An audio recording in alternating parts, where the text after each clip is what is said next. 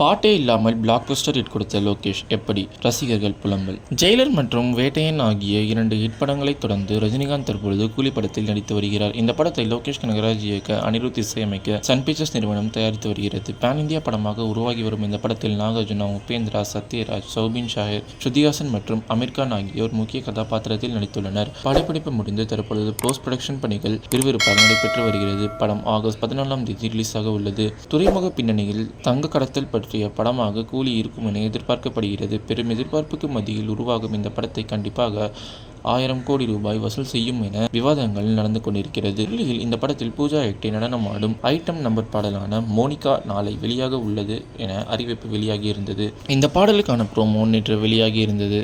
தமிழ் சினிமாவில் item number பாடல் வைப்பது கொஞ்சம் கொஞ்சமாக கைவிடப்பட்டு வருகிறது. ஆனால் ரஜினியின் ஜெயிலர் படத்தில் காவாலா பாடல் ஹிட்டானதால் இந்த படத்திலும் அப்படி ஒரு பாடல் வைக்கப்பட உள்ளதாக தெரிகிறது. இதற்கிடையில் ஒரு பாடல் கூட இல்லாமல் கைதி படத்தை பிளாக் பஸ்டர் ஹிட்டாக கொடுத்த லோகேஷுக்கு இந்த நிலைமையா என்று சமூக வலைதளங்களில் ரசிகர்கள் புலம்பிக் கொண்டிருக்கிறார்கள்.